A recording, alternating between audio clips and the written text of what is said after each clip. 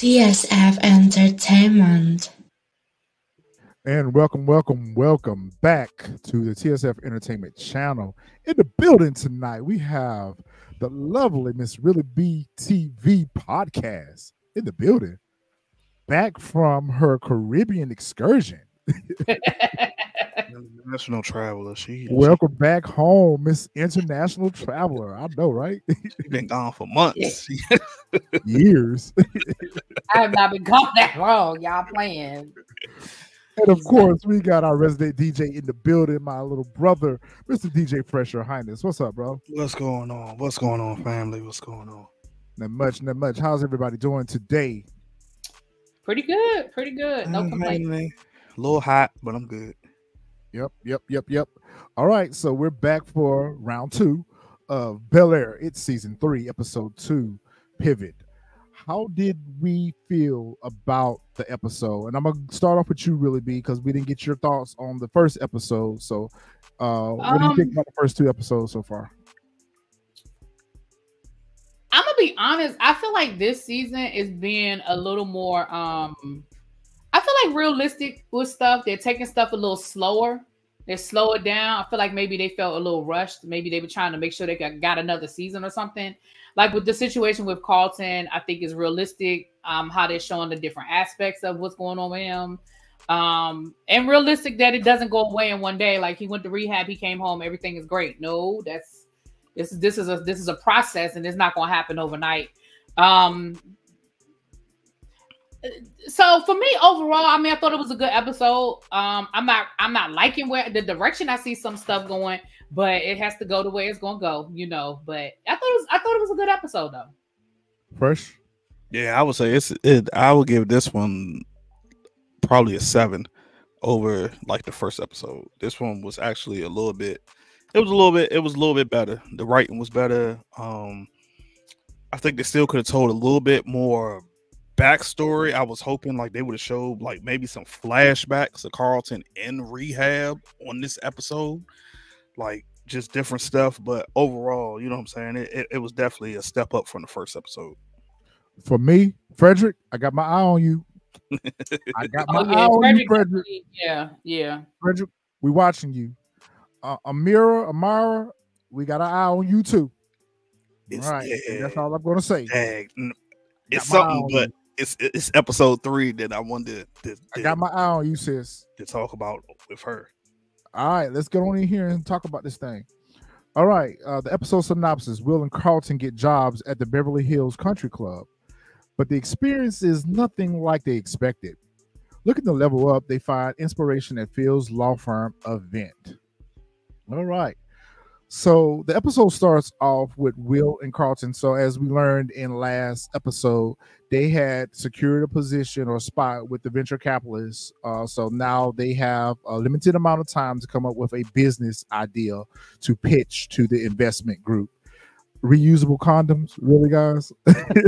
Yeah, when they said that, I was like, what? Reusable condoms, really?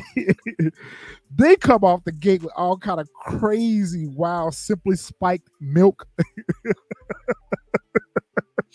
What are y'all doing with y'all lives? At the wall and hoping something would stick. I'm telling you, they literally were throwing stuff at the wall and hoping something was throwing everything. So they pitched to Uncle Phil and Jeffrey. They ain't hear none of this stuff. They pitched to Aunt Viv. I forgot what they pitched to her. I don't know what they pitched to her. I forgot. And then I think they pitched to Hillary and Ashley about the trade app, the shopping app. Yep. So we see that they're trying to come up with ideals. So Will is all into this. You know, so he's trying to make a go of this, especially given the events that happened last episode with him and his father and the whole basketball thing and him dropping out. So he's putting all of his eggs into this basket and he wants to make it successful. So he's reading Quentin's books. You know, he's ready to, you know, jump in feet first on this. Uncle Phil and Viv not suggest, they pretty much tell him, listen, in order for you to really get the experience of what it's like building a business from ground up, we need you to go get a job. And we need you to understand the importance of having a job and having to work for money. I didn't see that coming at all. I did not see that coming. And then Carlton comes in entitled, spoiled, and whining about having to get a job. And they tell him that it's not negotiable.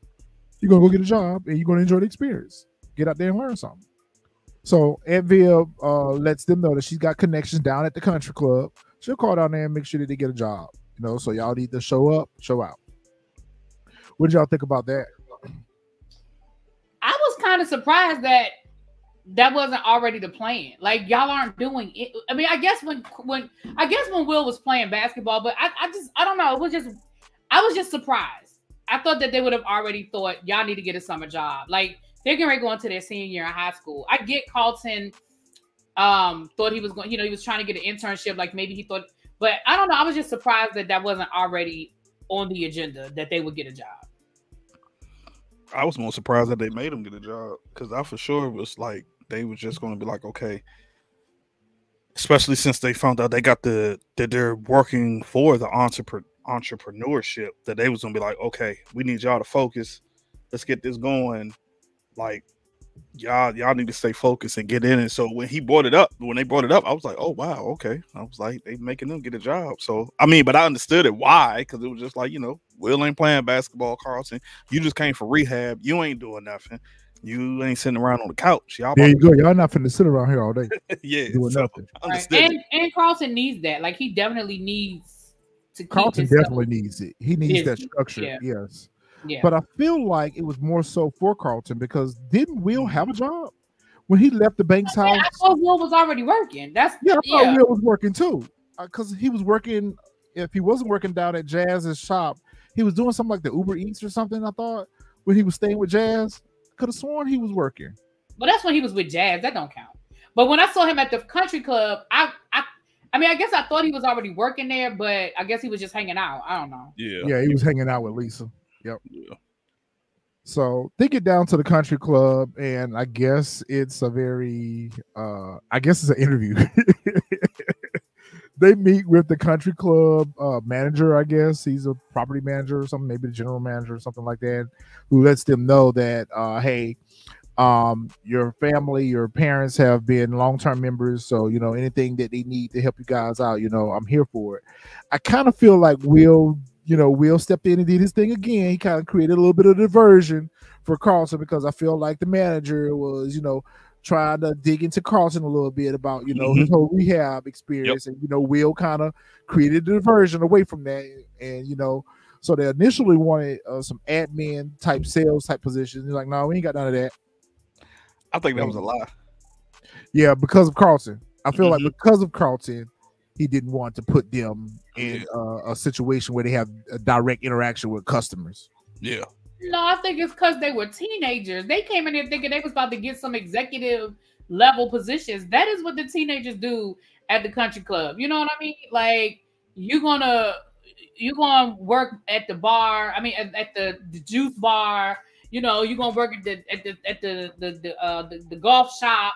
You know what I mean? Like, I just think they went in there with expectations that were unrealistic for who they were. Like, I mean, now that you say that, really, B, I didn't even see it from that aspect or from that point. So you got a really good point that more than likely, yeah. But it just seemed like the way where he was excited, and then he turned and said to Carlton, like, hey, how's everything? What's going on, etc. And then when Will, approached the whole, maybe something like sales, he was like, so it was just like, you know what I'm saying? Where he could have said, like, well, that's something for our more seasoned or something that has, more experience. I feel like if Carlton wasn't there, he might have took that chance on Will, because everybody was loving Will at the country club. Everybody knows Will at the country club. So I think it was just more so like, nah, I'm not about to. But like really B was saying, I didn't even see it from that aspect. Like, yeah, y'all teenagers. We ain't about to put y'all in the front. Y'all about to go out here and be what they call them? What did Carl say they was? Pig pens, what they call them? Pig something. Like that. Big boy something. I don't know. Yeah. I forgot. Boy, they and don't get me wrong, I agree. I think maybe they did give them like a maybe they could have found something that wasn't quite as, physical, but I don't know. I just think they walked in there and really thought they was about to be, yeah, you know, we wouldn't mind something that sells. Like, seriously, what you selling? You're a high school junior going into your senior year of high school. What are you selling? Most probably memberships, but I think it's a bit of both. Like, so you're a millionaire. You're trying to join the Beverly Hills Country Club. You really want a 17-year-old pitching that to you? I think it's a bit of both. Because now that you say that, yeah, I do think that they went in there with expectations, thinking that, you know, they're going to get this cushy job. And no, that's not what the intent of you going to get the job for. You got the lowest job that's there at the country club. In other words, you have to learn the experience of working I'm not going to say just having to physically work. Yes. Earn your position. You know, most people who go to a job, you know, unless you are experienced and seasoned, you don't walk in the door with management or supervisory or seasoned jobs. You walk in at the ground level. And so I think that was a lesson for them that they need to understand. Yeah. And it was a hookup type situation. It's not like that's a job you apply for. You didn't intern there. You know what I mean? Like, I just feel like they had level to it. And Will and Carlton really thought they was walking in the door going to be on a certain level that they hadn't. You know, again, there may have been sales positions for people who applied, for kids who were doing internships, but like literally the summer has already started. Dude, you know what I mean? And even though they're doing a favor, I do think Carlton played a part in that. I'm not gonna lie. I do think Carlton's drug situation, I definitely think it played a part in it, but I still think their expectations were a little unrealistic too. And at the end of the day, y'all black. Y'all keep forgetting that. Y'all black as hell. At the end of the day, you're at a country club. Really? You be out here watching these golf carts. So they get the uniforms and they basically, you know, are told what their assignment is going to be. And so they are out here. I thought they were going to be caddies at first. I thought that's what they were going to be. I thought they were going to be caddies. Yes. But actually, they're kind of like detailers. They, you know, they keep the golf carts clean and in order and gassed up and all that for the residents of the golf country club. They run into Connor, old punk ass. I'm like, man, y'all on the job, so y'all can give him the fade that he needs. But I was like, push him in the pool or something. Hit him with the golf cart or something. Yo, Connor come up and he's trying to start talking slick, you know, and Will handle the situation again. And I'm like, I thought we had gotten rid of Connor. I really thought we had got rid of Connor. I thought so too. No, Connor ain't going nowhere. But also, speaking on it now, since we're at the beginning, this was also the other thing I didn't like about this episode.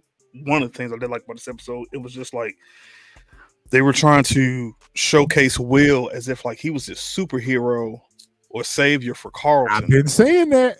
I have been saying that. Now you see it. Yes. Yeah. It was like this episode, it was just like everybody, like everything, and you can see it in Carlton's face. Like every time they would talk to Will, it was just like, oh, you know, oh, Will, you know, say like Tanner, Connor's stepfather, when he comes up and like, oh yeah, you know, Will, I can't wait till you get back on the court and do this and do that. I'm rooting for you or whatever. And Carlton's just like, you know, standing in the background, just like, oh, you know. Yeah, but you see how they really think about Will. Like Will, they don't look at Will like that. Like Will is just monkey dance. Yeah, exactly. So I mean, I get what you're saying. I think Will has been a little overprotective because of him just getting out of rehab, worried about putting too much pressure on him and too much stress. You know what I mean? I think that's part of it. He's a support system. Yeah. But to your point, CJ, I agree with what you're saying, because if you really look back on the previous two seasons, that's been Carlton's biggest issue with Will, is that everyone has flocked to him and everyone has just taken him in. And he's perfect and he can do no wrong. So that what you're seeing is exactly what Carlton has been experiencing ever since Will came on the scene, because Carlton used to be that dude. Yeah. Now Will has came in and he's great. He's a great athlete. He's a good scholar. He's charming. He's got personality. Everybody loves him. So Will is on the front line of everybody's attention, whereas Carlton now has faded into the background. So I agree. Connor's old punk ass stepfather come up, his fake ass. I know he was lying. lying. Oh, Will, great. Go. I got a job at Google. So if you need anything, you just give me a call. Yeah, he lying. He lying. I say he lying. I said that. I was like, he lying. I was like, as soon as Will said that, like, I quit basketball, his whole whatchamacallit changed. I was like, his whole demeanor changed. His whole demeanor changed. It was almost like, well, what are you doing here then? You know, like if you're not playing basketball, like, you know, are you going to work at the country club? You know, yeah. What is the purpose of you being here? Yeah, I can't stand them. You know how I feel about how privilege acts with us. So Hillary and Ashley are having their sister day. So going back to what I said last episode, Hillary's character development always is centered around Ashley. Ashley is her moral compass. You know, that's kind of ironic. Your 13-year-old sister is your moral compass, but whatever. So Hillary's prepared some crepes for them, and, you know, they're starting their day off with a little breakfast. And, you know, they're going to go out and have a sister day. They're going to go out and get their nails done, hair done, whatever. They're going to spend the day together. And she uses this as an opportunity to say, I want to visit Jazz's shop. So she's constantly trying to needle at Hillary's conscience about, I know that you still got feelings for Jazz, but, you know, you try to play this off like you don't. But then she reveals, is this where she reveals to Hillary, excuse me, is this where she reveals to Hillary that she oversaw the kiss? No. Okay. That's not till episode. That's not till later on. Not till later on. Really, B, I want to hear your thoughts on Hillary's character development so far, because what are you feeling with Hillary?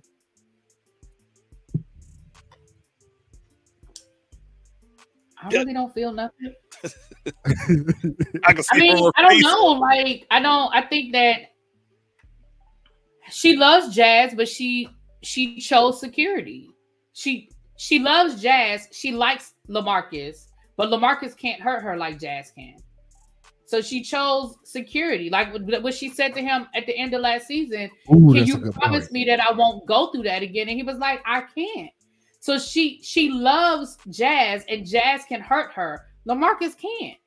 She likes him. She likes him a lot. And he makes her happy. I don't doubt that. But she don't have that connection with him like she got with Jazz. That's a good point. This is also a perfect depiction of breakdown in communication in relationships, because the only reason why she's with LaMarcus right now is because she saw Jazz with the other girl. Yep. Rather than confronting the situation, she chose to go be with LaMarcus as a way to get back at Jazz, but really still having feelings for him, but not confronting the real issue. Yep. So, you know, even though Jazz is trying to confront the issue with her, she's playing it off like, shit, I'm good. I'm good. I'm over here. You know, I got me a, you know, she's trying to play it off like, you know, she ain't got no feels for him anymore, but she does have the feels. And really, be your point is spot on. I didn't even think about that. I did not think about it. You know, it's that woman's perspective. I was just about to say that. I was like, this is why we needed a woman's perspective on this. That makes a lot of sense. Why she's playing it safe. She's playing it safe because LaMarcus has been Jazz. So when she felt what she felt for LaMarcus, he hurt her. So now he's in a position where he's kind of like a rebound. You know, he's not in a position where he can no longer hurt her anymore. Whereas Jazz has her heart and can hurt her. That's 100. I like that. Good job, really, B. I like that. Before we move, oh, okay, yeah. Go ahead. First. Go ahead. I pick up on Ashley on this scene. That's go ahead, bro. No, I was just saying, like, is it me or is Ashley like? No, hell. Yes, and it's almost reminded me of, like, remember like the last season of Power when Tariq was just nosy and annoying, like in grown folks' business, and trying to put on this quote unquote like we're living a lie, like shorty, like you're still living a lie. You're 13. Sit your parents ass down. Don't know about your whole little sexuality thing, quote unquote. So, like. What were we doing? I was like, somebody need to tell her, like, hey, yo, shorty, you need to go sit down somewhere. Like, she in grown folk business. In grown folks business. Yeah. Get your ass back to playing Roblox or something. Like, yo. You're too grown. Too grown. All right, so we over here at Charlie's Vinyl Shop. and I get where they're going with the storyline, but it annoyed me a little bit. So, Jazz gets a tax notice, a notice of delinquency. Jazz, you been paying taxes on the building? You ain't been paying taxes on the building. No, the impression I got is that they're raising the taxes to try to force him out. I thought that too, but until I saw this, it says notice of delinquency. Right. So no, I understand that, but I think it's delinquent because they're so high. They're higher than what he's normally used to paying. Oh, that's how, because when later on when Uncle Phil said, you know, I know it's a lot of businesses in the area struggling because that's a hot spot now. So I feel like the city is probably, they're valuing his property higher than what it was, and so the taxes go up. Okay. That's but, okay. Bet that on everything. Okay, that's why we need to really be on the first episode. Yes. Because we needed some explanations on some things. So thank you for that, Mom. I appreciate it. All right, so Hillary and Ashley show up to Charlie's vinyl shop, and of course we have this moment between Jazz and Hillary. And I'm like, y'all just go ahead and do what y'all need to do. Because neither one of y'all, just go ahead and do what needs to be done. Well, Jazz tried. He tried it. Yeah, he tried to shoot a shot. Yep. But Hillary is still, holding on to what she's got. And she's trying to make what she's got work for her, knowing that's not what she really wants. Mm-hmm. It's not what she really wants, but she's trying to prove to him and everybody else, especially Ashley, that no, I'm good where I'm at. No, you're not. You're not good where you're at. Mm-hmm. So again, Ashley in grown folk business, she gonna go over to the register and pick up the tax notice and say, "What is this? None of your business." I'm just lost at how you go to somebody's store and you pick up something that you see on a register, like where we do that at? Like, I ain't never been to a store, even if I'm cool with the person, and be like, "Oh, what's this on your register?" Right, you just picking up people's mail and reading it. Like that's exactly what it is. It's like that's like me coming to your house and your mail is out. And I pick up your mail. And, oh, well, you got a tax, huh? Get your little ass back to. That's why I was like, "Yo, like what we doing?" I was like, "Yo, you gotta chill. You gotta sit down somewhere, something like." That was the only thing I didn't understand. I'm like, what would even make you go up to the register and just randomly pick up a piece of paper? It was okay for you to just pick it up and read it. Yeah. Of course, it was a plot device because now it's got Hillary concerned about Jazz's. Oh, Jazz, what's going on? And they both look at each other all dramatically, like, "Oh my God, Jazz is in trouble." It's a plot device. Yeah. Oh, there you go, Retro. Nah, I'm gonna let you do it. I mean, like I said, I'm with Retro. I got eyes on Frederick too. I got eyes on him. In this scene right here, we see he in the apartment or wherever Jeffrey got him hiding out at, and they in there boxing and working out and sparring or whatever. And he letting Frederick letting him know, like, what I'm saying, like, I used to box, I used to do these things, etc., or whatever. And of course he tries to bring up stuff about Jeffrey's past, and Jeffrey's like, "Do I look like that type of dude?" etc., whatever. When I saw this scene right here, I was like, "Yo, I don't remember Frederick being like that buff." Yeah, last season. Yeah. And I also don't remember, maybe not the physical aspect of it. I wasn't looking at the physical aspect of it, but the same, to your point, I don't remember Frederick being about it like that. He's a top boy now. Exactly. He out here in these streets. Exactly. He wasn't characterized as such last season. At all.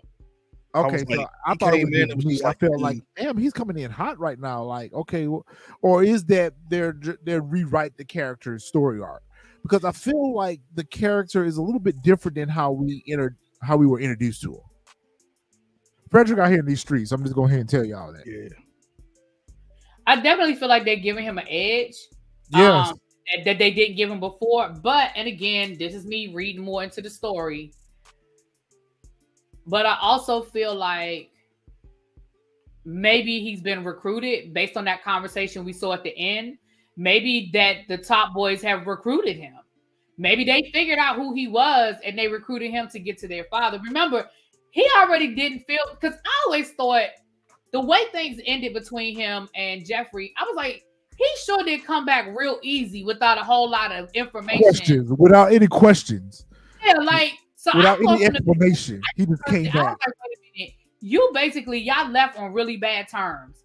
And you just, he calls and says, hey, I need you to come here. I need to keep you close. And you just show up, no questions asked. I was like, that's way too easy. That's suspicious. But I feel like maybe in the year since he's been gone, maybe either he sought out questions and let people know who he was, or they figured out who he was and they're using him to get to Jeffrey. But clearly he's been recruited by somebody. So with that, Fresh, Really B has just revealed to you what my theory was that I was talking about last season. No, that's okay. No, that's what I was talking about last episode. That's exactly how I felt. I felt like he works for that organization that Jeffrey was a part of. And that they are using him. I agree. They are using him to get to him. He is a setup. He's a whole setup. Right. Because even when he was like, yeah, so you killed somebody. That's information somebody gave him. You know what I'm saying? And I'm sure they only gave him one side of that story to make Jeffrey look bad and them not look so bad. Correct. But I do think, plot twist, I do think further on down the line, he's going to realize that his father is telling him the truth about what happened, because later on in the episode, Jeffrey does explain to him, he does come clean with him and say, yeah, I've unalived people. And well, we'll get to that point. All right, so the fellas are down here at the country club and they got their first day on the job and they doing their thing. You know, they run into Quentin and you know, I'm just like, is this gonna always be their engagement with Quentin? You know, he's riding out on a golf cart, just chilling at the country club. Hey, Will, what's up? So, and like I said, I hate to cross the shows. I said the last episode though. Now you see. But his assistant or whoever she is just giving me Pinky vibes from Power. like that's the vibes I'm getting. It's just like she's just always there. But I think that's like how you were saying, Russia. I think like that's pretty much how we're gonna see this engagement between these three. It's always going to be centered around the whole entrepreneurship. Hey, what you got? What's going on? Etc. Whatever. Like, I don't think, I have a feeling, and I could be wrong because we're only 3 episodes in, but I don't think at any point are we going to see all 3 of them in like a boardroom type of scenario with investors. Like, it could be possible we might not even ever see Vic Mensa's character again for the rest of the season. Bro, check your email. I'll take over. Okay. All right. So I agree with that on Quentin. Quentin is just, you know, he's a plot device. You know, we got to plug him in. All right. Now, we talked about this a little bit last episode. I haven't got a chance to talk to Really B, because me and Really B usually call each other before we do an episode and get our views on the show. So I'm getting her views for the first time. Okay, so we know that Aunt Viv is now the director over the Neiman Fellowship, whatever this is. She's starting to, you know, receive gifts and things from other people who wish to get awarded the fellowship or whatever. Her new assistant or her assistant comes in and whatever. Do you feel like Aunt Viv has the big head? Do you feel like something about her energy don't feel the same for me? Explain this to me, Really B. What am I feeling about Aunt Viv? Because I'm not seeing it for her. Your feelings? I don't know. But you always give a different perspective. I don't know. What is it that she's done or said to make you feel this? Nothing. I don't feel any. I don't feel nothing. It's the way that she moved. It's the way that she moved. She act like she is beyond her husband now. It just I don't feel that at all. But that's the way I feel. The way I feel. No, I understand that. But you asked me, did I feel it? I'm saying I don't feel that at all. It just seems like she's so disconnected from her marriage right now, or so disinterested in her marriage. Uncle Phil calls up and asked her for help getting a caterer secured for his firm's opening launch party. And initially, she was going to turn him down after Hillary had already turned him down. But the assistant lets her know that, hey, I got you. Of course, that was a whole plot device. I don't know. It's just something about the way Aunt Viv is moving right now. Just even though Uncle Phil is the one cheating, he didn't cheat on her. Yes, he did not cheat on her. He has cheated. He has not cheated. I'm sorry. What's your definition of cheating? What is your definition of cheating? Because Erica kissed him. He didn't kiss her. It does not matter. He did not initiate flirtation with her. It does not. He did not initiate flirtation with her. Okay, I'm gonna let you finish. Go ahead. No, go ahead. Well, so number one, there is such thing as emotional cheating. Number two, with the history that him, Erica, and Aunt Viv had, there's absolutely no reason why he should be doing anything with her that does not involve business. We're not having drinks. We're not having dinner. We're not hanging out in the office with just the two of us, especially after the kiss. So when I say he's cheating on her, as a woman, I'm telling you now, what Uncle Phil got going on, them grounds for divorce. What? Yeah. Grounds for divorce? Grounds for divorce? Absolutely. And then she said, absolutely. I'm sorry. Because again, what I'm saying is, you are emotionally, and I think that's what I'm picking up from Aunt Viv. I'm picking up on she know her man, and she knows something ain't right. Now, I don't think she thinks that it's Erica, and but she knows something is off with him. That's how I get it. Now, so when I say grounds for, do I think they need to get divorced? No, not at all. But what I'm saying is he is playing a dangerous game that can lead somewhere else. And especially with the kiss, how do you come back? Put yourself in that position. Your wife tells you she accidentally, that the dude that she had a whole relationship with that was a drama with y'all in the past, that he kissed her. She didn't tell you about it when it happened. And she continued to work with this man one-on-one, late nights, going out for dinner, going out for drinks. Number one, would you believe her? And when she said that ain't nothing else happened? And number two, how would you feel about it? Okay, so to answer that question, I agree. But it was more so, I think Phil is a little bit naive to the fact that Erica had feelings for him, or she was trying to press up on him. So it wasn't like it was a situation that he was participating in, or it was a situation that he was fully aware of. It wasn't until after she put the moves on him and flirted with him and kissed him that he realized that she was trying to shoot her shot. And he put professional distance between them. And no, he didn't. Yes, he did. He did not. Remember when that was the whole purpose of him going out and get his own firm.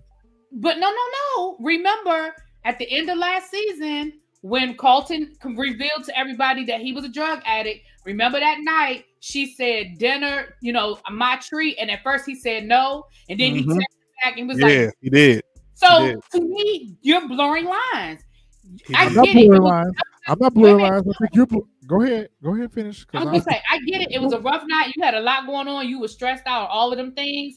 But again, you open that door back up. Why are you going to dinner with this woman? The person you need to be leaning into right now is your wife. And if you can't lean into your wife, you need to call one of your boys, and y'all can go get drunk, and you can lean into Jeffrey or one of your boys. But to go to her when she done already kissed you, you already know she's interested, and there's a past there. No, he was wrong. Okay, thank you for that. I appreciate it. But can't you say the same about Vivian? Can't you say the same about Vivian? Because she was going to do the same thing with Reed. If they hadn't took Reed off Bel-Air and put him on Power, she would have been laid up in the bed with him too. But it didn't happen. We don't know what would have happened. It didn't. Now, was it going in that direction? Yes. And would it have been appropriate? Absolutely. Yes, but it didn't. So you don't feel like she flirted with him? You don't feel like she flirted with him too? Wait a minute, it would have been appropriate? No, I said it would have been inappropriate. Oh, okay. I didn't hear the end part. All I heard. You don't feel like she was flirting with him? No. With Reed? I felt like she was flirting with him. Okay. I don't feel like she was going to sleep with him and go to bed with him or anything like that. I don't feel like she was getting ready to do all that. But I do feel like their interactions were inappropriate. I'm gonna touch on this once we get later on into the episode. We get on down here because later on in the scene. I knew that me and Really B was gonna have words about. Because I do got some thought. I was waiting for it. Actually, I'm gonna touch on it. I don't know why. Why do you think so? Because we have different views on relationships and who's at fault for creating dissension in relationships. I do agree that Uncle Phil probably should have been more forthcoming with his wife, but given the current state of what has been happening in their marriage, she's been very standoffish from him. She plays a part in why he would seek solace in another woman. I mean, you're not sleeping with your husband. You're not really emotionally there for your husband. You're just there superficially. So you're just making it easier for your husband. Not that I'm saying that it's excusable, but we know people in real life who have these issues in marriages where they feel like their wives are not fully invested in them or fully supportive of them or fully attentive to them. So they use that as an excuse to go and cheat. Me personally, as a person who's been married and who's been in a relationship where there's been infidelity, I don't agree with that. I don't feel like there's an excuse for you to go out and cheat on someone because you feel like they're not giving you their all. I feel like that's a point where you need to sit down with them and let them know how you're feeling before you resort to that. But that's neither here nor there. I agree. That scene where he wanted to have sex and they've said that it hadn't happened since Carlton went to rehab. I was like, oh, you opening up the door. I will say that. I was like, you are opening up the door. So you can't get mad. You can't get mad at the fact that he's out here entertaining company from another woman when he's not getting what he needs from you, when he's trying to get what he wants from you. I'm not excusing that it's right. I'm not saying that it's not right, but sometimes when a man is in a situation where he needs a certain level of affection or attention from his wife or his girlfriend, and he's not getting that, and you got another woman that's constantly throwing it at you, sometimes we're weak. Sometimes we're very weak when it comes to that. When you want it from someone else that you're not getting it from, but you got someone out here that's telling you that, hey, I can make you feel real good. What's up? It's tantalizing. But I don't think that he's going to leave his wife for Erica, though. I mean, Erica's a bop. Yeah. I predict by the end of the season, Uncle Phil will either be sleeping on the couch or sleeping at a hotel. Now, I don't think they're going to get divorced. But I absolutely think that Uncle Viv is going to find out about something, and it's going to be a real nasty argument, and Uncle Phil will no longer be in that bedroom for a minute. I see that episode 4 that he about to sleep on the couch just because of what happened in episode 3, But you sitting out here flirting with this. I haven't watched episode 3 yet, so. Oh, okay. So we're in a transition. Now. So Aunt Viv and Vivian and her assistant, I can't even remember the lady's name. I forgot her name. It was just on the tip of my tongue too. The assistant takes her out to try to help her find a caterer for Phil's launch party or whatever. And we meet Sharif. I think his name was Sharif or something like that. Sharif. So he's like a West Indian or African chef or something, whatever. And he's flirting instantly. Fine. Whatever he is, he's fine. Of course he would be.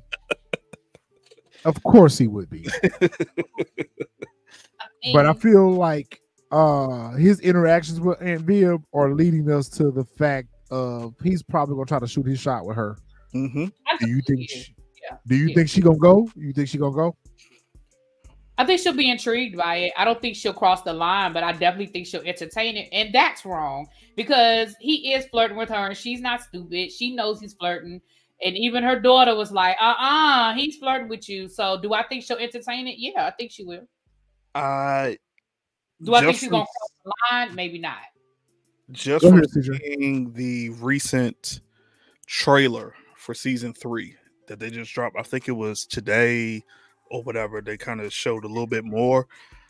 I think she more than likely will entertain it. She might even put herself out there. If you haven't seen the trailer, go watch the trailer. There's a scene where like she's with a group of girlfriends, and I'll say it because you'll watch it anyway. One of her girlfriends say something about like, her and her husband decided to have an open marriage. And I think that's where she may get the idea to somewhat entertain it. It may even like, because of it could just be revenge because of what happened in episode 3. And I don't want to give any spoilers because really B hasn't seen episode 3 and y'all might not have seen episode 3 yet. So I think it just might be a little revenge thing or whatnot. So but I don't think she's necessarily going to act on it. I'm gonna really be. I don't think she's going to act on it. I think it's going to come close though.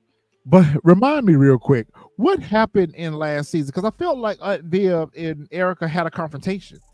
I felt like there was history between them when they were online together. Their sorority sisters. Yeah, there was history. That's what I'm saying. Mm-hmm. There's a history there.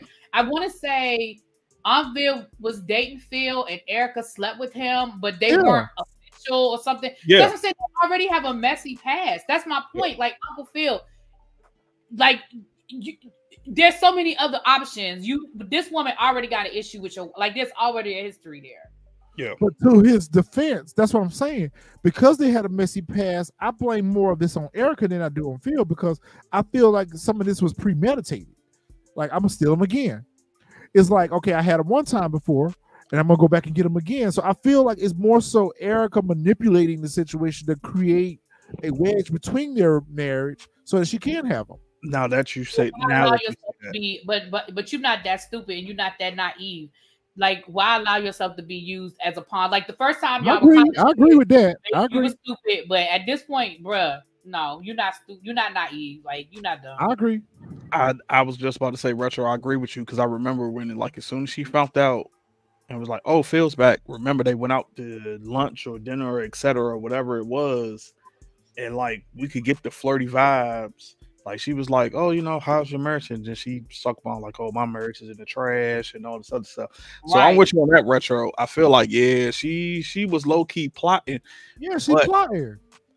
I'll save it till when we get to that scene because I'm confused with her in general, like from like what she's doing. I'm mad confused like what she's doing.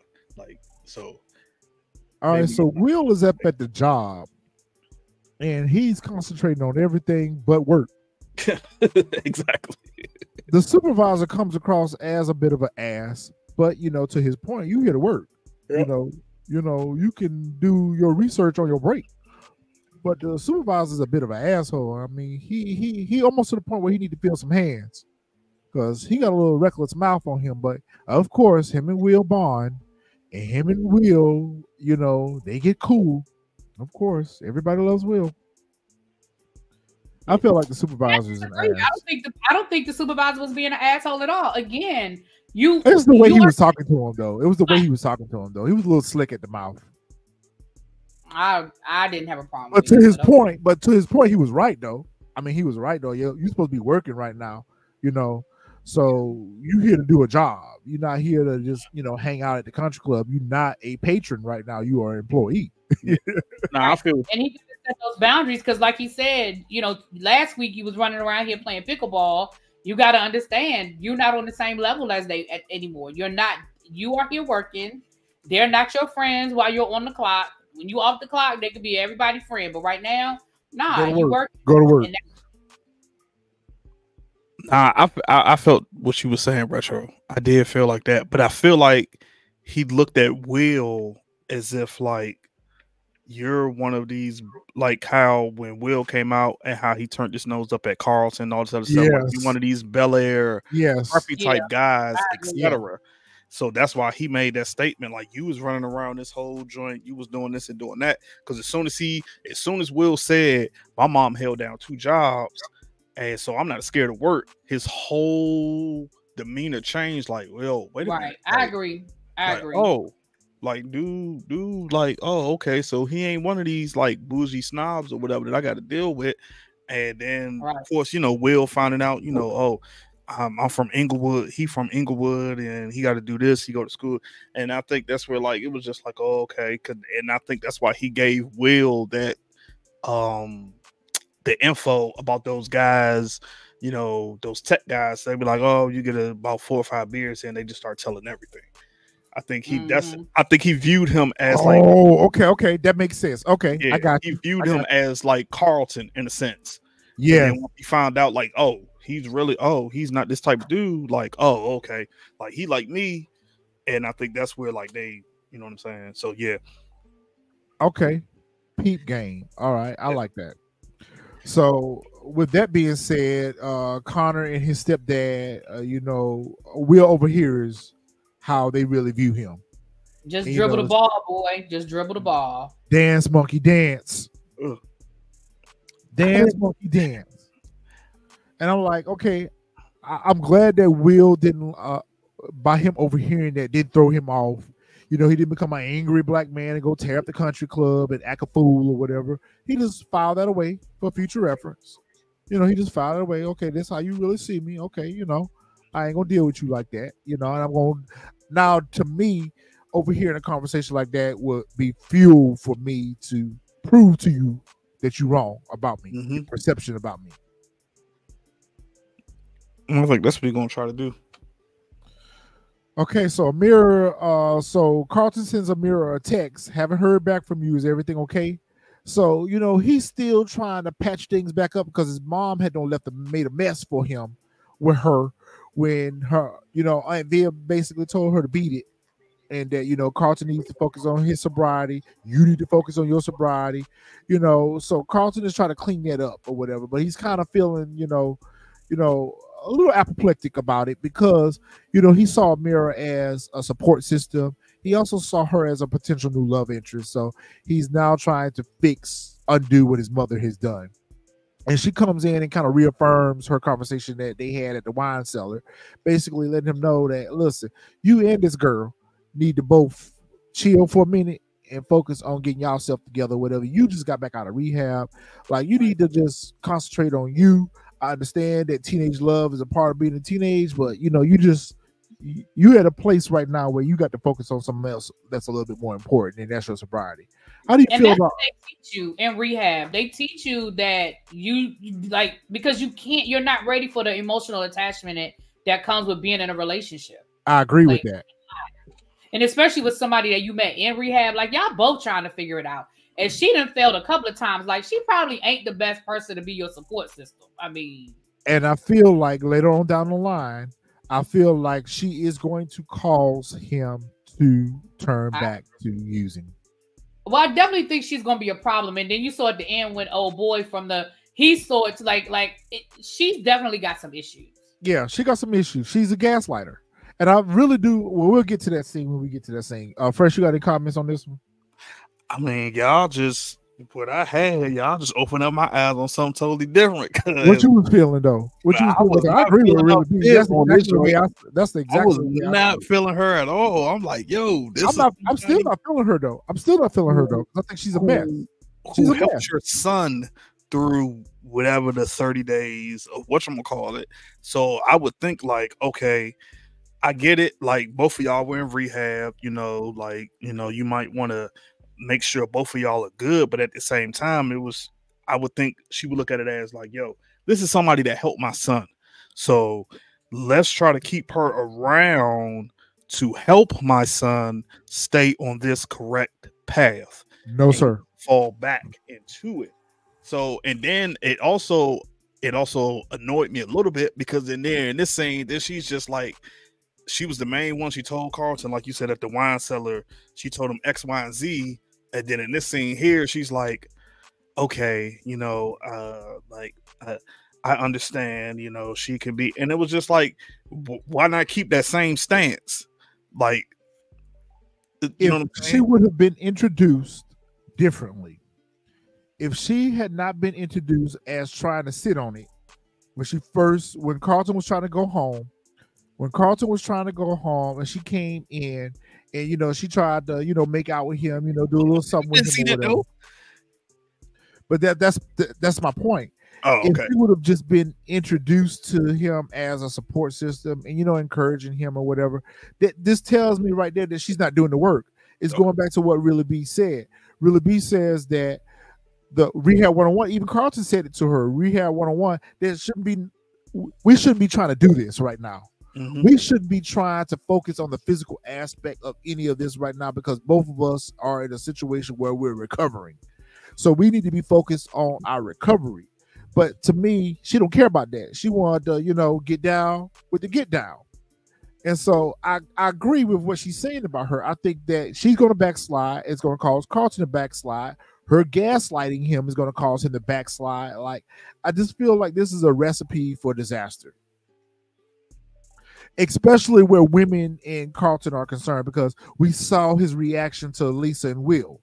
So I think that if anything goes wrong with this whole situation with Amara, it's going to cause Carlton to spiral out of control again. And now that you just said that, it makes sense. If you haven't, after this, go watch the season 3, the new trailer that came out. It makes sense now.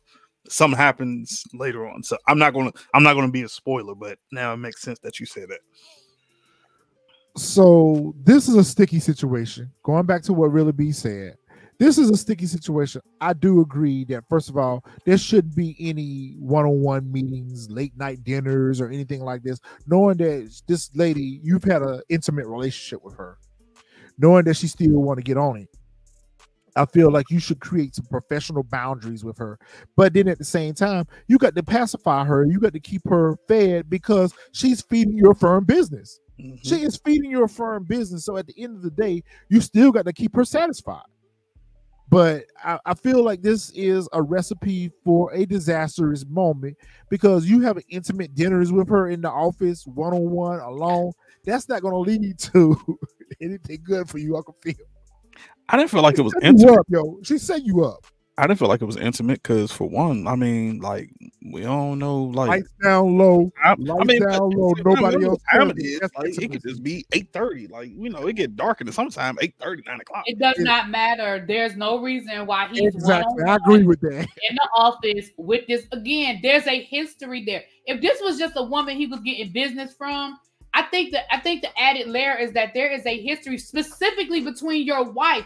It wouldn't be different if you messed with her in high school or in college and you met your wife in law school. No, legitimately, there was a 3-way love triangle specifically with her wife. No.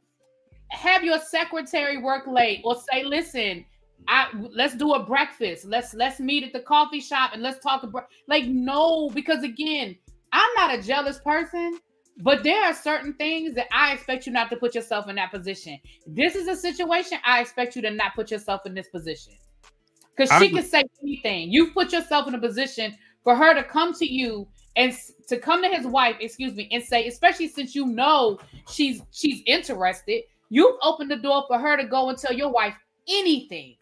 All them late nights at the office, you think we were really working? You know what I'm saying? I mean, hell no. I ain't think of it from that perspective. You're right on that one. I agree with that, because it's kind of like innuendo. It's a little innuendo. I'm just confused, because it was like giving her ammunition to go to your wife and say, "Oh, all those late nights we spent at the office having dinner and all this stuff." Yeah, you're making the perception. You're painting the perception that there is something going on with y'all, even if it's not.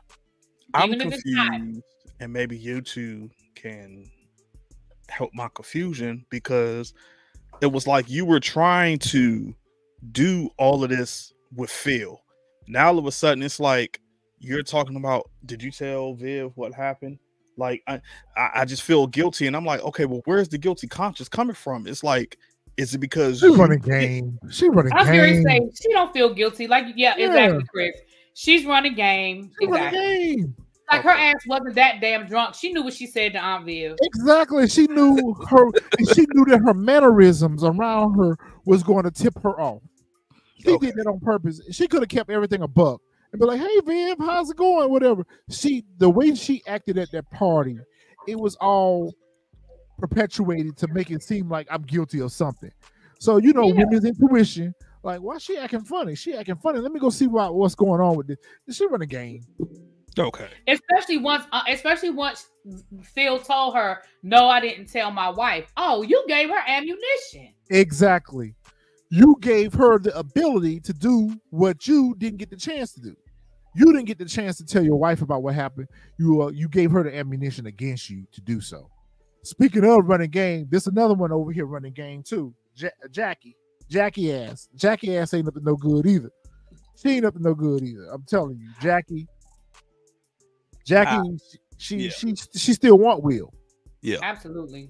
Yeah, she still want Will. She does, and she's using his family to ingratiate herself, where she could be close to the family, kind of like what Hillary accused Jazz of. Yeah. You know, why are you always hanging around? Why are you always coming around? Whatever. Jackie's doing the same thing. She's trying to shoot her shot too. Now, maybe y'all can answer this question again. I'm still confused.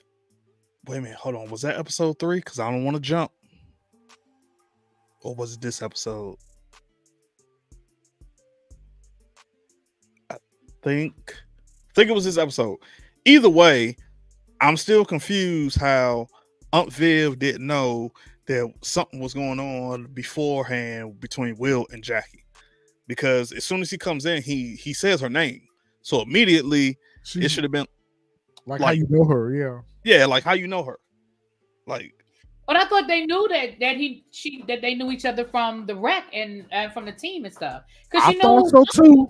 I thought so too, but coach. I thought so too, but later on in the episode, apparently not.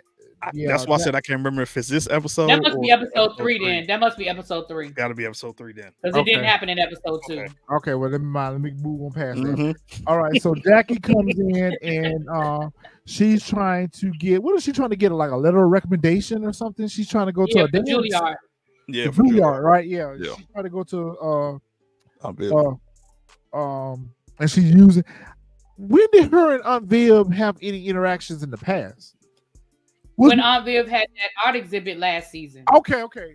That's what I was trying to figure out where the connection came from. Where did the connection come from? Right. When I said the exact same thing, I was like, how y'all get cool? Because I was like, I remember the last thing I remember was Phil telling Jackie. She danced at the art exhibit, or she did something at the art exhibit. Right. She did. She danced at the art exhibit. That's what it was. Okay.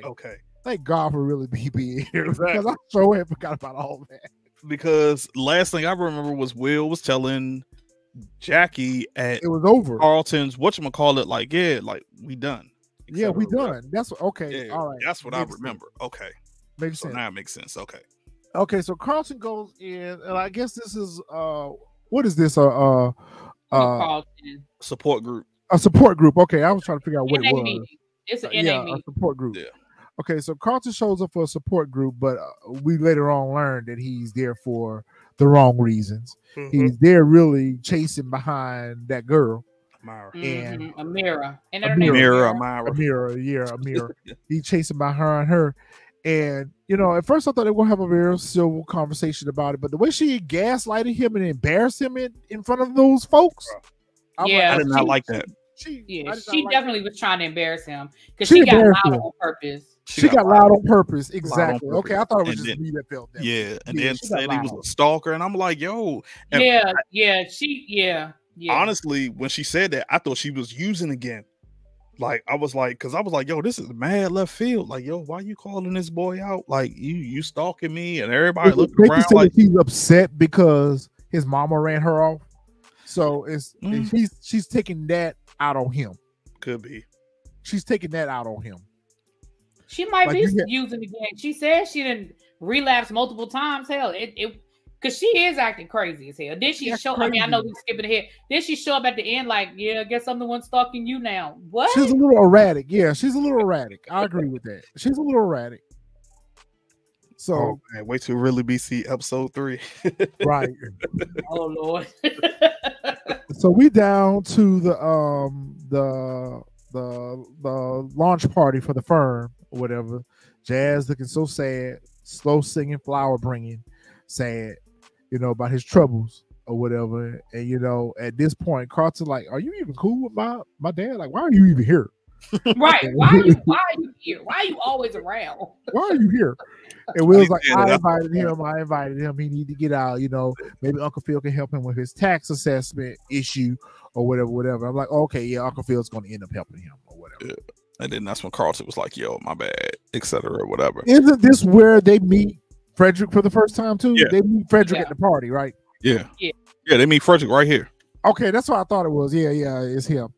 And is this where Will kind of like figure out that he ain't on the up and up, or is that Not later yet. on? That was towards Not the yet. end. That was at the end of the episode, towards the end. But Okay, yeah, so it's at that event though. It's at the same event, but it's not yet. Like they, okay, so at this point, Uncle Phil and Jeffrey are kind of like glad that the boys are linking up and looking out for each other, and making a friendship. Okay. Yeah, and this is where Uncle Phil tells Jeffrey to just go ahead and be honest with Frederick about his past. Because and then he give him a job too, right? He offered to give him a job at the firm. Yep. Both of them. He gave both of them a job, didn't he? I mean, no, just for Frederick.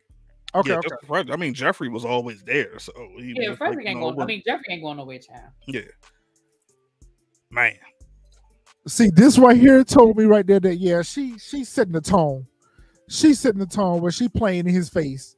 She playing in Vivian's face too. She playing in both of their face. Like she try to sit here and act like, oh, I don't know. Nah, you know exactly what you're doing. You know exactly what you're doing. You trying to plant that seed of doubt, and you did that by just your mannerisms and the way you acted up there at that event.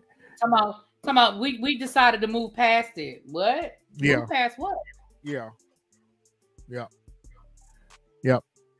And knowing that there was a messy past between you, if anything, you should have even been there at the event. Like you should have just, hey, I'm not able to make it, or maintain your distance from both of them. Now, see, that's where I do disagree. I don't think that she should be absent from official work events because that would look suspicious because Viv knows that they're working together. But them working late nights at the office and putting themselves in private situations is where I would be. I wouldn't care about her being at a work event with 200 people. You know what I'm saying? Yeah. And that I don't It's care. a one-on-one interaction. I get you. Since like you said, she is helping him set up his firm and giving him business. I ain't got no problem with that. Just keep it right there. Keep it there. Here again is where we saw like this was old Phil, where like he just completely forgot that Viv has this, she has her new job. Immediately he was just putting her out. Oh yeah, we can have something at the house. You could tell by her face she was just like, yo, I'm not that Vivian anymore. Like, I'm not a housemaker. My only job isn't to take care of you and the kids. I have a whole full-time job now. Yeah. I agree wholeheartedly with what y'all just said. Yeah. I felt that same way. Like he has yet to come to terms with the fact that she has a career now. Yep.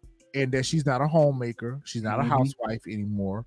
And that maybe you should have discussions with your wife before you commit the us. Commit us. Yes, yeah. Commit us to an event. Right. Yeah. Like he just threw it out there. Oh, we can have something at the house. Yeah, right. God damn.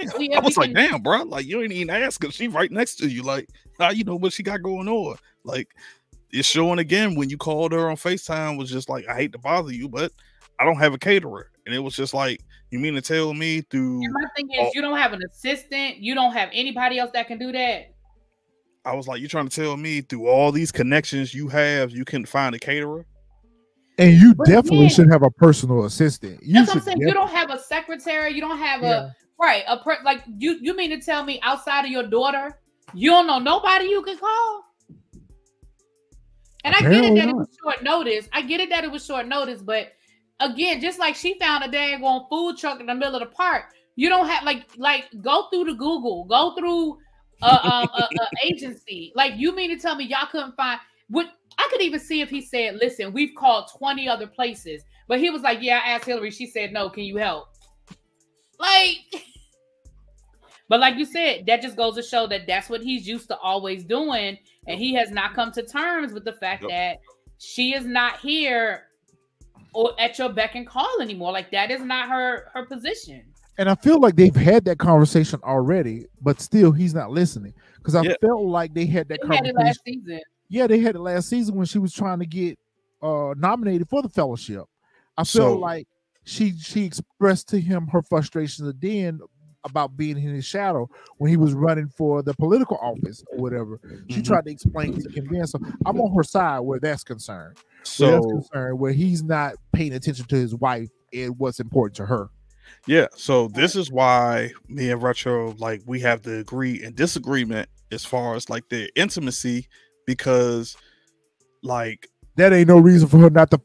That ain't no reason for her not to love her man. Hold on. I'm not saying that's a reason. Okay, no, it's not. No, it's not. I'm not saying that's a reason. But what I'm saying is, that's where the difference lies, because before she was that housewife, she was there like every beck and call. She put her career on hold for him. Exactly. And she always played the back burner. So now that she has the career, because remember, he reminded her and she said, oh, it's been that long. Like she didn't even know, because now she's so busy. And it's almost like now that she's busy, he's not as busy, because his career is it's like her career is going up, his is kind of coming down as much. I get it. Like business wise. She been that little boy at the food truck hit. I know that. She been that little boy at the food truck hit. But I get what you were saying. So what I was saying was, when I say it is a reason, no, I get it. Like I said before, that is the quickest way, if y'all are no longer becoming physical. But what I mean is, the sex is just as much mental as it is physical.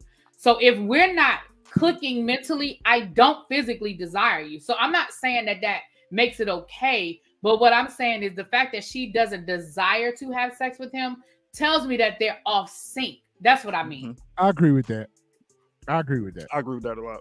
I agree with that a lot. Man, y'all really, especially in a marriage, this is different than a relationship in a marriage. Yeah. If you're emotionally disconnected from your spouse, ain't no way in the world I'm laying down with you and we getting it in, and I get it.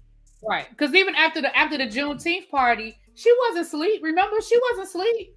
But she knew that he wanted to have sex. Yeah, she faked. Right. She faked it. Yep.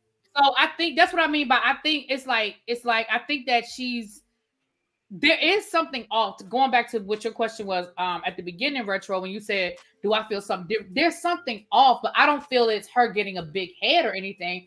I just feel like it's her trying to figure this new space out and how that works. I mean, remember, all last season was them trying to figure out, coming to terms with her taking this job, what it's going to look like for the family, what that's going to mean for her family. And then Carlton drops this bombshell. You know what I'm saying? And embarrassed them in front of all these people. Yeah. Well, not only that, but just finding out that your damn 17-year-old child has been a drug addict for 2 years. Like, cocaine, not, I smoke weed. No, he's on like heavy drugs for 2 years. And neither one of y'all are in a position where y'all can pull back from what y'all done. Phil can't not open up his law firm. She can't not take this position. So now y'all got to figure out, how do we reconfigure.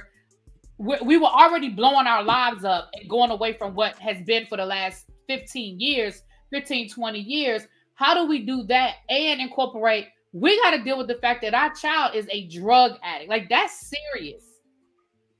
You know what I mean? So big facts.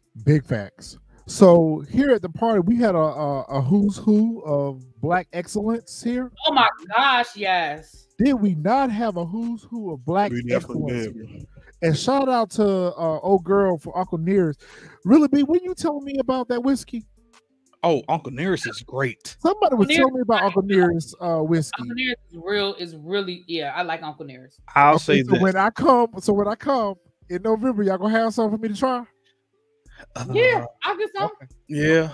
I mean, I knew about what we in 2024. I knew about Uncle Nearest maybe like 2019.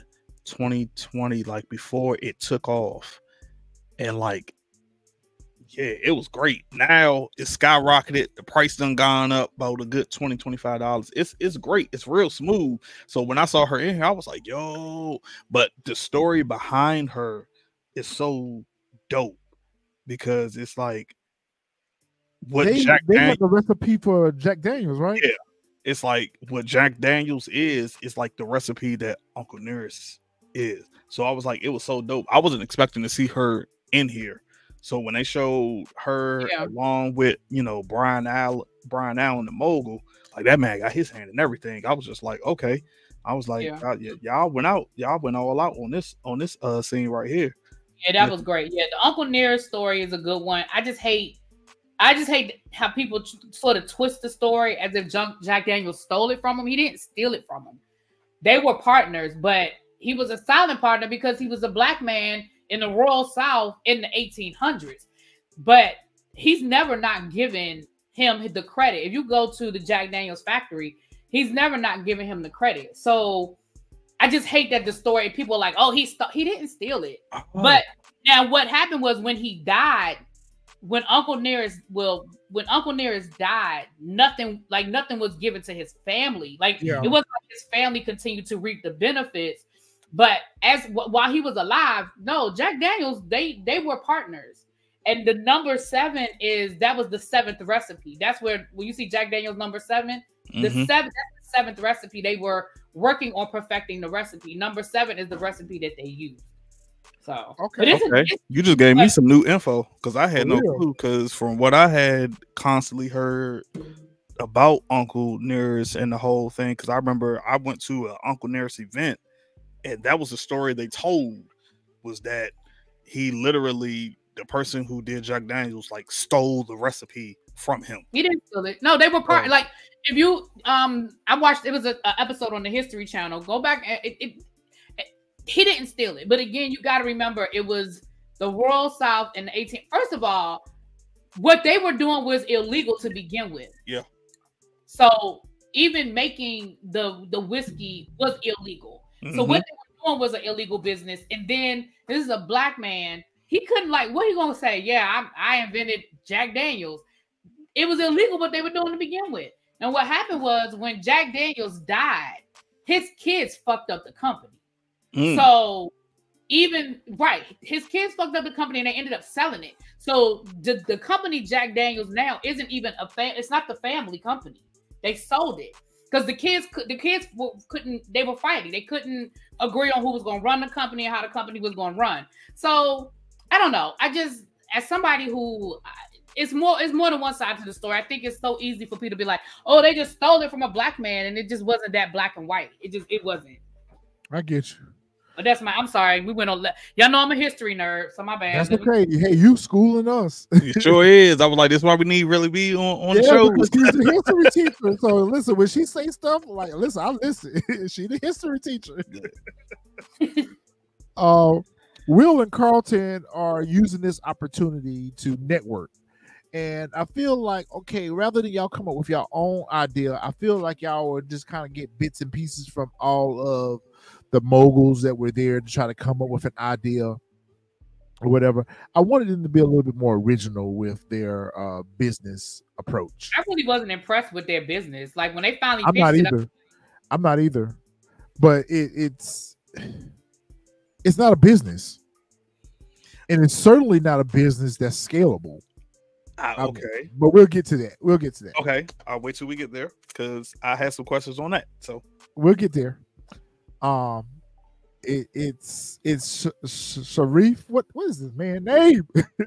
Fine. His name is Fine. Gaslighter. That's his name. Gaslight. Even Hillary peep game. She's like, "Ma, this dude flirting with you." Like, I'm gonna go tell Daddy. Like, he was flirting now. Yeah, he was flirting. I'm ready for him to shoot his shot. By episode 4, he gonna shoot his shot because he was definitely flirting. He definitely gonna shoot his shot. Yeah, he gonna shoot his shot because he was like flirting. he Reed 2.0. Yeah, he's Reed 2.0. I feel like they just replaced Reed with him. Yep. So Hillary's peeping game, and she was like, he flirted with her like, oh yeah, you look like y'all could be sisters or whatever. Vivian, she's flattered. She definitely is. She's flattered, but I just hope that she doesn't go ahead and do with him because of what happened with Erica. Because it really ain't nothing going on between Uncle Phil and Erica. They kissed, so what? You know, we can get past that point, but it ain't like he went to bed with her or anything like that. But I feel like because of that, that might incentivize her to do something with him. But it was the point that Phil didn't say nothing. I get that. Like, I'm not gonna lie. But like, she also didn't tell her husband that Reed was flirting with her either. So I feel like it's fruit from the same poisonous tree. I mean, flirting and kissing is two different things. I was about to say this. I was about to say, bruh, like it's kind of like apples and oranges. Like if Reed had kissed her, I could see your point. But Reed never kissed her. That's true. but it just annoyed me more because I'm like, yo, Phil, I'm like, bruh, like your wife ain't stupid, bruh. Like you're just making yourself obvious. Yeah, something is or going making on. her think that y'all did. And again, right? And again, I'm with DJ on this one. What bothers me, I think what irritates me the most in this situation is you keep putting yourself in that position. Again, okay, fine. Y'all kids, you don't want to tell your wife because it's going to be a whole lot of bullshit over nothing that didn't happen. You're not going to let it happen again. I would even give him a pass if he were avoiding any other opportunities for it to happen again. But we saw you, she invites you out to dinner, you went. We see y'all staying late nights having drinks. It's pitch dark outside. And no. Even if, again, there's just a way to handle her, because I understand what you're saying too, Retro, that she is bringing business. You got to keep her happy. There's a way to handle her without putting yourself in a bad situation. And I just feel like that's what he keeps doing. And that is what's frustrating me, because yes, temptation is a mother, but you keep opening up the door. At some point, you're going to walk through it. That's what's frustrating me the most. That's true. As soon as she said, that's true. Did you tell her, like, out of me, like, let me go ahead and say something, because I can already see Shorty about to be unhinged. Yeah. And she going to blow my spot. Yeah, let me go ahead. Yeah. And then especially the scene we about to get ready to get to after this, that's literally when I would have said something. Yeah. Like he should have came clean. He should have came clean. You don't allow nobody else to spray you with your own dirt. Like that's it. Don't let nobody spray you with your own tea. Yep. Yeah. That's it. You don't allow nobody else to spray you with your own dirt. So you know you got dirt out there, and you know there's a possibility that someone else can put it out there in the street. You go ahead and put it out there. You know, so that way you can put your own narrative on it. You can spin your own narrative on it. Jazz and Uncle Phil have a conversation at this point. And Uncle Phil kind of like, lets them know that, hey, you know what? I'm always looking to invest in opportunities or whatever. So, you need some help down here at this record store, hit me up, So I think he's offering him like maybe a business loan, maybe for a percentage of the business or whatever. But I don't think Jazz is going to take it. He's not. I knew as soon as he approached him, I knew that was. But Hillary got money. If she wanted to really do something for her man, she should have went and paid his debt for him. But that ain't her man, and that would send the wrong message. And if he ain't gonna take a loan from Uncle Phil, do you really think he's gonna take a handout from Hillary? Can you imagine if Hillary went down there and paid that bill and he found out about it? He would have had a fit. Yeah, he would have had a fit. You know how y'all know how y'all egos are. But if she really wanted to do something for him rather than running to her daddy for help, she could have went and paid the bill for him. But I think she was thinking if my dad offers him a loan, that will help us. He'll take it. Yeah. It's a loan that he has to pay back. You know what I'm saying? Yeah, I think in her mind, she was thinking this is a better option than me saying, here's a check. I mean, she had the right idea, but her father, her dad, Phil messed it up because the way he went about it, it already the right way. Yeah. It wrote it like you could see the writing was on his face, like, yo, my daughter told me about your situation. Like if he had came at to him, I don't think there was any way he could have approached it that Jazz wouldn't have felt like Hillary had something to do with it. I don't think there's anything that Uncle Phil could have said because just had a genuine conversation. Now, only if I'm gonna be honest. Now, if it had been a situation, I bet you it would have been different. If it had been Ashley, like if Hillary hadn't been there that day, right? And let's say Ashley was there by herself when she found out about the tax bill. And Uncle Phil approached him. I bet you I'm not saying he would have took the loan, but his attitude would have been different had it been, because again, a lot of this comes back to the fact of it coming from Hillary. That's true. That's true. That's true. I can't even disagree with that. Yeah. Because as you can see in this scene, as soon as he saw Hillary, he zoned out from what Phil was saying. So, like this. I don't know if there was lurking. She should have really just went on about her business because he may have been more receptive. I agree with that. He may have been more receptive to take the loan, but the fact that he locked eyes with her, he knew that she was behind that. Yeah. Oh, there you go, Retro. There you go. What go on? What go on? So Mr. Top Boy out here on the phone, and about the fact that he was on a flip phone, that told me he was up to no good right there. He was on a flip phone. He was on a burner phone talking to them folks back in London that set him up against his own father. And dummy don't even know that he being used as a Ponzi. So, I have a different theory. Ain't no different theory. He being used. I do. He gonna figure out on down the line that they using him to get to his father, and he gonna end up helping his father. That's my prediction. But go ahead. Now, like I said, I see your theory. I see you and Really B's theory. But at the same time, I'm also wondering, like, yo, is this his mom that he's talking to? Because remember, we got a little bit of the backstory on his mom.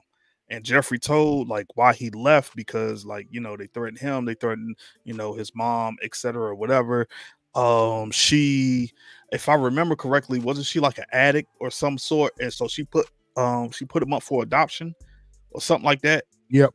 Yeah. So I'm thinking like he reconnected with his mom, and like she's like, okay, go see your father. Like he got this, he got X, Y, and Z, and like now they're trying to get like a money scheme or something out of him. Now, granted, like I said, what you and Really B say makes 10 times more sense. Like, yeah, because he's asking all these questions about, you know, the gang and specifically about those events. Yeah, like specifically know about. But I don't know. I just feel like for some strange reason, only because that's so obvious, that it's gonna be like, yo, it's his mom that he's talking to. It could be his mom. Now, listen, it could be two things could be true at the same time. Maybe his mom is in with them, and that's how they got to him to begin with. Who knows? Mm.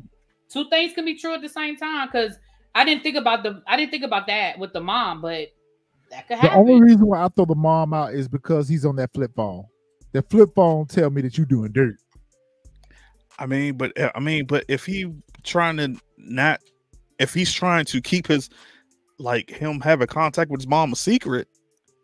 Yeah, I was gonna say the flip phone just tell me he got a burner. It could be, yeah, you know. Hey man, I want to say something from episode 3. Oh, we gotta wait. We gotta wait.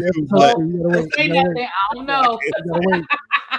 But of course, Will, out of the room full of all those people there, Will would be the one to overhear the conversation. Of course. Oh man. Again, I feel like we don't talked about this subject enough, but I was like, damn, Aunt Neil, you know, bro, when she took the drink, yeah, like that's what I'm saying. This is where I got confused, because I'm like, yo, like, why is it that you are feeling this so guilty? She wasn't drunk.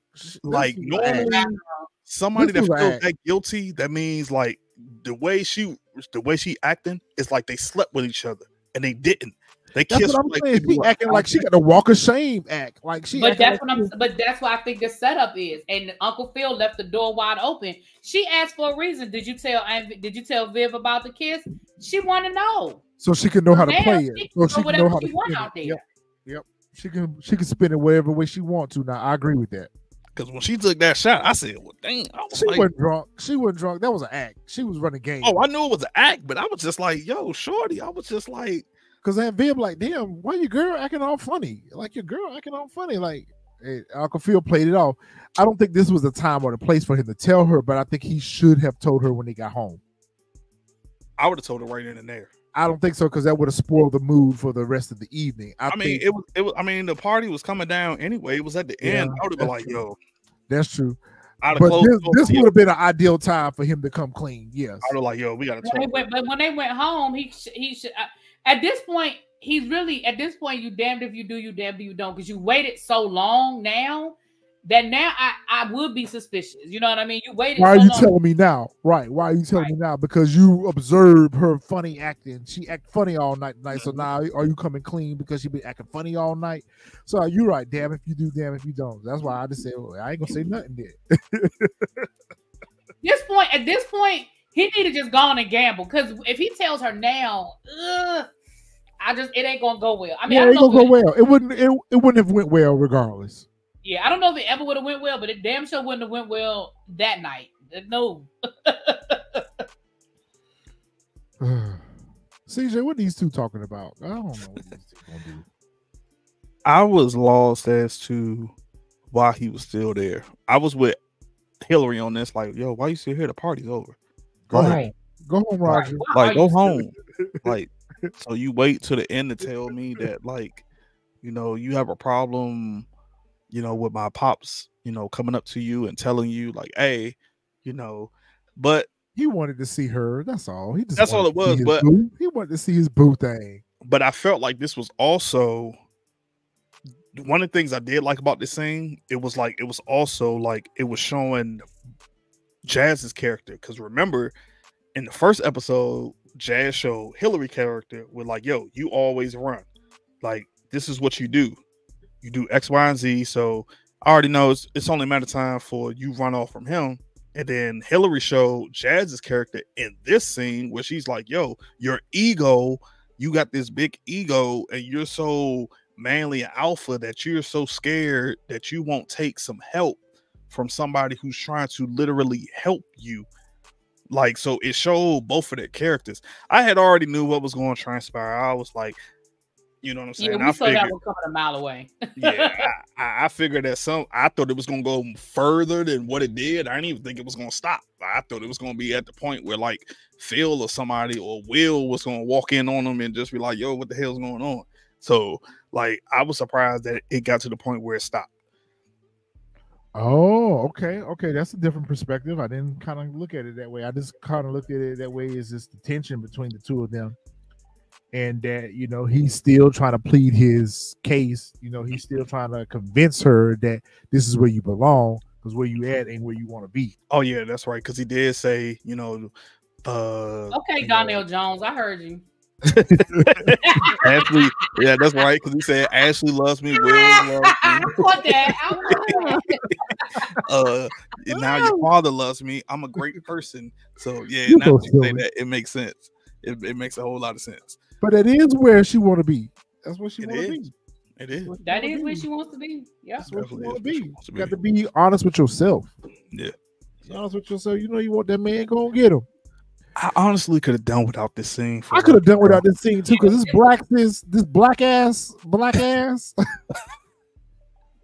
Well, hold on. What's the name of the company? Black success. Black ass. Blaxis. I think it's called Blaxis. It's stupid. Stupid. As soon as he said, "Oh, that's hard," I was like, "Bro, you lying through your goddamn." You lying. It's a social brand. You know, we have a social brand. It's not a scalable business. You're selling T-shirts, podcasts. What is the business? And what you're selling us is what? Okay, I was a rich kid that got hooked on drugs. Probably went to the best rehab in the state of California, and I was a kid that got in trouble. And lucky for me, my mom's sister was rich, and I could like. This is no pull up from the bootstraps type situation. I'm sorry, like. Nah, y'all not by yourself, because I was trying to figure that out. Y'all would have been better off opening up a sneaker store or something like that. Like, I don't understand what the business is. I'm hoping maybe we're going to see exactly what their business or app or whatever it is, because I was lost by this. He was like, we're going to tell our story. And I was like, okay, how's that going to translate? You're selling the story. Or he was like, we're the sauce. What are you talking about? Like, you talked to all them people, and that's what y'all walked away with? That's what y'all came with. Allen, and like, that's what y'all walked away with? I said the same thing. It's not scalable. This is not something that's going to turn a profit. This is not something a venture capitalist would invest in. There's no brick and mortar. There's no business. There is just, it's just an ideal. Y'all could have done this without him. Yeah. And don't get me wrong. You know what? That's the next episode, so I can't even talk about that part. But the merchandise, even with the merchandise, I'm like, huh? Yeah. But my thing is this. Here's the thing. I'm not even going to harp so much on it not being a brick and mortar, because we're kind of moving away from that as well. Like, if they said we want to create a social network, if they said we want to create a online streaming that appeals to whatever. Like, if you want to come at it from that angle, that's fine. But a podcast and merchandise about what? Like, maybe it was me.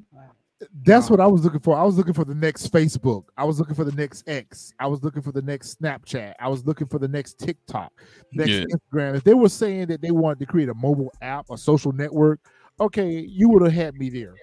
But this right here that you're selling, you just I wouldn't. I would have been like, man, that's what I said. As soon as she said, "Ooh, that's hard," I was like, man, you lying through your damn teeth. Right. I said, that's one. Give them the money. Don't give them the money. There ain't nothing to buy. There's nothing to buy here. I was like, yo, that's a horrible name. I was like, and it's still not telling me what y'all trying to sell. But I said, okay. Black Access. I think it's Black Access. I can't even say the shit. It's so stupid. I think that's what it is. Black Access. Black Access. Something along that line. It's like Black and Access. Black Access. Yeah. Whatever. This is when he should have told her. This is when he should have told her. Bruh, I ain't even gonna lie. He had me hot. Yeah, he should have told her. I agree. He should have told her. This scene right here, he had me so hot, especially he was like, because you still didn't get no loving, so you should have went ahead and told her. When you uttered the words, well, what did she say? I was like, don't worry about what she said, what you should be saying. I was like, are you for real, bruh? I was like, you literally just said, I'm like, now you done open up Pandora's box. So now she's gonna be like, wait a minute. Like, was she supposed to tell me something? Like, yeah. And then you say, the way she looked at him, she looked at him like there was doubt. She looked at him like, right. She looked at because his response, it was like he over responded to what she said. He was like, oh, I wouldn't. It was like he was fishing. It was like he was fishing. It was like he was fishing for. Well, what did she say? I literally said to the TV, "You big dumb mother." I was like, "Yeah, you stupid for that." I was like, I would have just came out like, "Yo, you played yourself on that. You played yourself on that. You actually gave her the motivation to go down there and talk to her. Yep. You planted the battery in her back. Doubt. Yeah, you put a battery in her back to go down there and talk to her by your reaction. Yep. You made yourself look like you made yourself look like you were hiding something. Like, bro, you were acting guilty. That's it. Acting guilty. Mm-hmm. Acting guilty. You acting like you done something you had no business doing. Yep. Jeffrey uses this opportunity to come clean with his son and tell his son that, yeah, I was a top boy. I was out here ripping and running these streets. I did unalive someone, and somebody's watching us now. And the reason why I got you back here is because I'm trying to keep you safe. And the son, I felt like the son didn't really have a response prepared for that because I guess he didn't expect for his father to be truthful with him about it. But, you had just asked him the question. You begged him the question.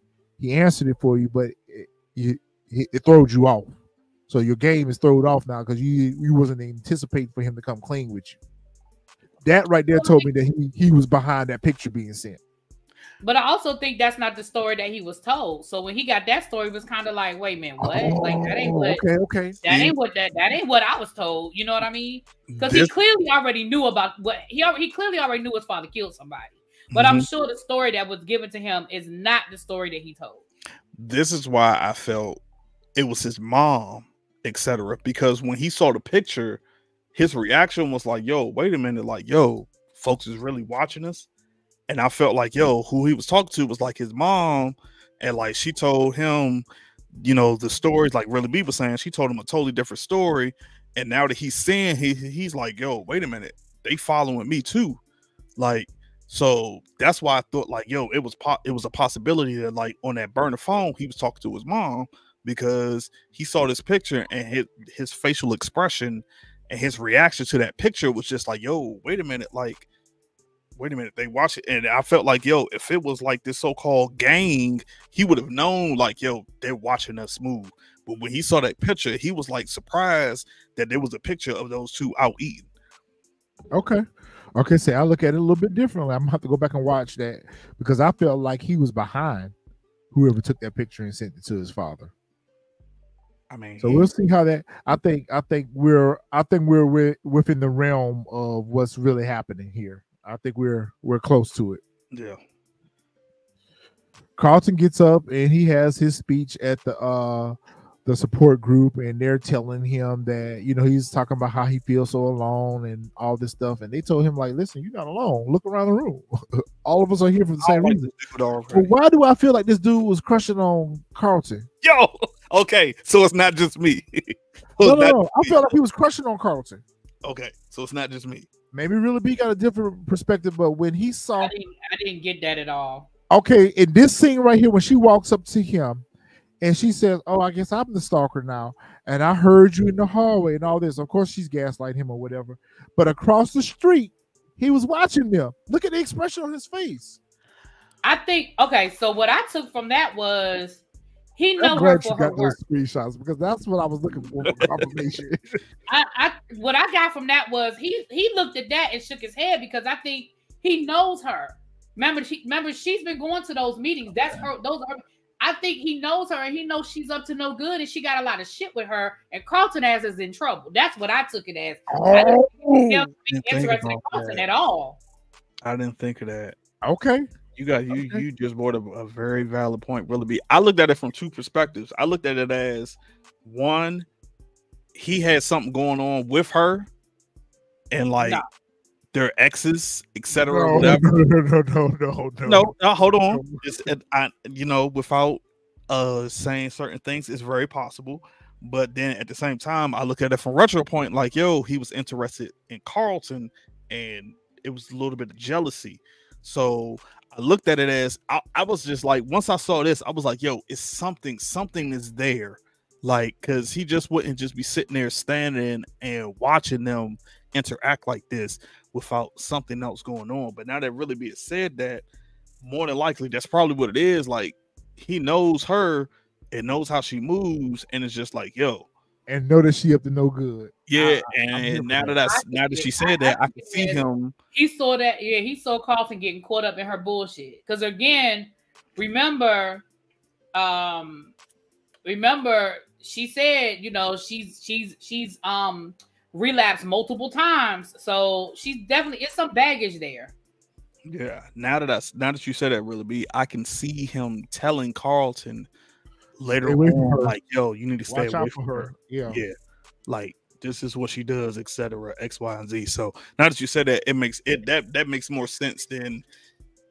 And it kind of goes with what we feel about her. We already kind of low key feel like he getting ready to get caught up in some of her bullshit. Oh, episode 3 showed it for me. I was like, yeah, I feel like she getting ready. He for sure finna get caught up in her bullshit. Get caught up in something. So when Really B says that, if she sees that already, then that's kind of in line with what we already feel.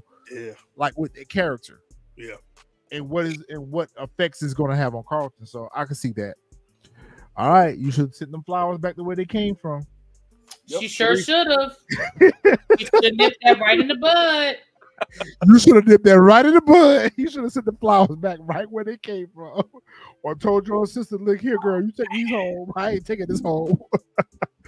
Or she could have called him and said, "Hey, I thank you for the flowers, but I'm a married woman. I don't want to give you the wrong idea. Your food was great. I'll definitely recommend you." Exactly. You know what I mean? Because she didn't have to, you know what I mean? But just let him know, listen, hey, and if I'm misunderstanding, then my bad. But nah, yeah. Nah, even Uncle Phil says, shush. Because that's because the flowers, she should have sent the flowers back the way they came from. I agree. She should have sent the flowers back. You was about to go on episode 3, Retro. I forgot. That's why I had to get you. I agree with Really B. She should have sent the flowers back. Okay, my bad. Look, I gotta hear me go. Now I gotta go watch episode 3. She should have did that. She should have did that. I don't know what these boys doing. Clean up these golf carts and going about y'all business. Yo, why everybody got to work at the golf club this season? Everybody gonna be at the golf club. I was just like, when now she's the yoga instructor now. I said, what the hell is going on? Everybody at the country club. Everybody at the country club this season. And that's but you know what that's giving me? But you know what it's giving me vibes of? And y'all may or may not, because y'all may or may not watch the show. This is giving me vibes of 90210 when they would have the summer episodes. Everybody worked at the country club. Kelly and you right. Kelly and Zach, they chilled out all day and tanned, but everybody else had a job at the country club. And that's exactly what's happening here. That's right. They just gave me shades of 90210 back in the day when they would do the summer episodes and all of them would be working. But I feel like wait a minute. You said Kelly and Zach. You talking about Saved by the Bell, or you talking about 90210? No. Kelly is not Zach. Kelly, his real name is, what was his name? His real name is Ian in real life. But the one that played, I know you're talking about now. That's why when you said it, you had me confused. The rich one that played Brandon's best friend. He never worked there. But Brandon, Brenda, like it was like all of them worked there except for like Kelly and him. Like the two of them were like, we just gonna sit by the pool, all day long. But everybody else did. But I feel like Jackie's only here to run in behind Will. Yep. Oh yeah, look at the smile. She's definitely trying to get that old thing back. Yeah. She cheesing like a kid with a Happy Meal. Like she cheesing hard as I don't know what. Like the dude had even said, and I think y'all might know her, and she just come in. Hey guys, I was just like, yo, what? But see, this is another one where he should have nipped that in the bud when they were at the house. And even when she said, don't be a stranger, like he should have been like, with me and Lisa, he could have just slid it in when she was like, what you doing? Me and Lisa, we got back together. We working things out. Like they're not together. But still, he's still trying to work things out. I agree with that though. I still think he should have closed that door. Okay. She left that door open for him by saying, don't be a stranger. He should be like, yo, no, you know what, Jackie? We broke up last season. I ain't seeing it for you like that. We cool. We ain't got no beef, but I'm trying to make things work with Lisa. I agree with that. I'm gonna save it for episode 3. I agree with that. He should have shut that down because now he's left her with hope, thinking that there could be an opportunity for round 2. Nope. I agree with that. Nope. And even Carlton warns him here that you playing with fire. Nah, it wasn't. Well, no, he was basically talking about how messy his mom was. How messy his mom was, that all them working there together, knowing that this ain't gonna end well. Yeah. I guess Amira gonna have a job up there at the country club next. She gonna be up there working at the country club next, stealing from people. All right, y'all. That was episode 3. It went a little bit longer than we did, but episode 2. That was episode 2. That was episode 2. It went a little bit longer than what we expected, but we had to get those thoughts out. Yeah, exactly. All right, so we will be getting episode 3 out later this week. Hopefully, we'll get it out by Thursday so we can be on point with episode 4 when it drops this week. So y'all make sure y'all drop y'all comments down in the chat so we can go ahead and continue these discussions. Really be fresh. Y'all got anything? Nah, I'm just waiting for us to do episode 3 because I got some stuff that I wanted to touch on, but I couldn't say it. Yeah, I'm going to go watch it now. I'm going to go back and watch it right now. I'll probably watch it. I don't know if I'm gonna get a chance to watch it tonight, but I'll watch it as soon as I can. Okay, word up. All right, guys. Well, we appreciate y'all checking us out. Y'all make sure y'all hit that like button and subscribe to the channel and drop y'all comments. And we will see you guys for episode 3. Good night. Good night.